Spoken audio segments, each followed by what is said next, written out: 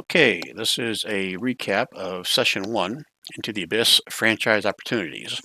And technically, this recap is brought to you by one of our player characters, Splug, titled Into the Abyss Franchise Opportunities Hero at Large, The Story of Splug.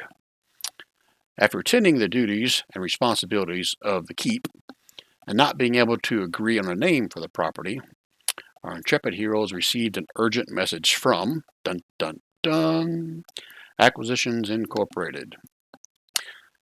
The letter says a large fissure has formed in the coastal town of Telflum and swallowed up a large-sized warehouse.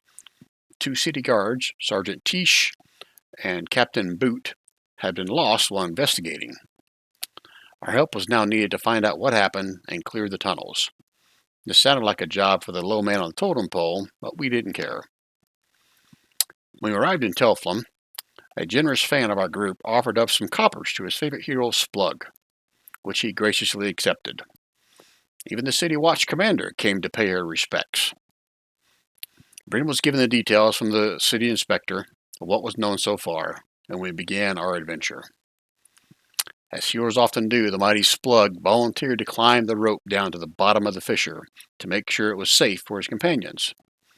After securing the area, he could see, he returned to the top to retrieve the group. Splug returned to ground level, and when Varda and Grolnar joined him down below, they were ambushed by rat-like creatures. Splug quickly sacrificed his own health to block multiple crossbow bolts aimed at his friends. Bloodied but not down, Splug stepped aside for his compatriots. Varda sent a javelin into the chest of one of the rat folk. A magic hammer appeared and delivered a mighty whack to down one, and then Grolnar ran in with his warhammer and turned 2 into mashed potatoes.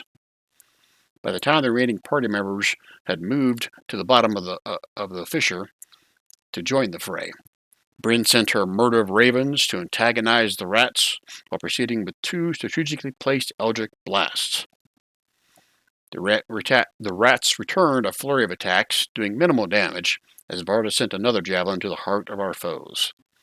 The mighty Splug, not wanting to take away any of the glory for his friends, took a moment to mend his wounds. Grolnar did more damage with his warhammer on 2 different-looking rat creatures. Helmet joined in with his Acreus sword, doing massive damage. Bryn continued with her onslaught of eldritch blasts. Splug, feeling like he should at least make a show of it, sprinted forward with his short sword drawn, yelling, "Flatulence!" swinging wildly at one of the rats. Of course, just to scare him away, leaving the fun to the others. A swarm of rats poured through the walls, attacking Bryn and Varda in the rear, but were quickly dispatched. Afterwards, a search of our dead enemies procured really nothing of value, other than a ring with the name of a different boot than the one they were searching for. Splug, feeling like $1,000,000 after drinking a tasty beverage from his good friend Grolnar, once again took the lead into the tunnels beyond. Sneaking down these maze of tunnels, assisted by the kind and lovely Bryn, the tunnels came to a large room with 4 pools of different colors or shades and 6 columns in the middle of the room. After venturing in to make sure it was safe for his charges, the group looked around for inspiration as what this room was for. It appeared to be some sort of worship area. Being the hero that he is, Splug tested the waters by throwing some ball bearings in, then peeing. That did nothing, so he tested the clear pool by jumping in with reckless abandon. After climbing out, he felt a little invigorated, quickly running to the next one to cannonball in, but he was tripped by that practical joker Bryn. But once again, he was filled with energy and vigor. Splug jumped out and ran to the next. Bryn, being the friendly girl she is, grabbed one of Splug's ribs as he jumped in without it. A lesser creature would have been slowed by this, but he knew how much she hated to not be near a piece of him. Returning to the surface and reinserting his rib, he sprinted to the last pool, jumping and doing as a double somersault with a half gainer, but he did not quite land so well. But once again, he was energized by the power of these waters, and he climbed out and he told his team all about it.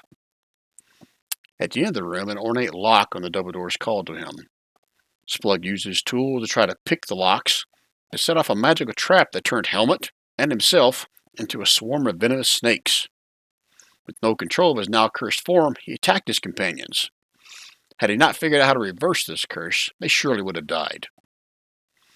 Bryn, being the scholarly type, came up with a plan that maybe if we had someone in each pool, the doors would unlock.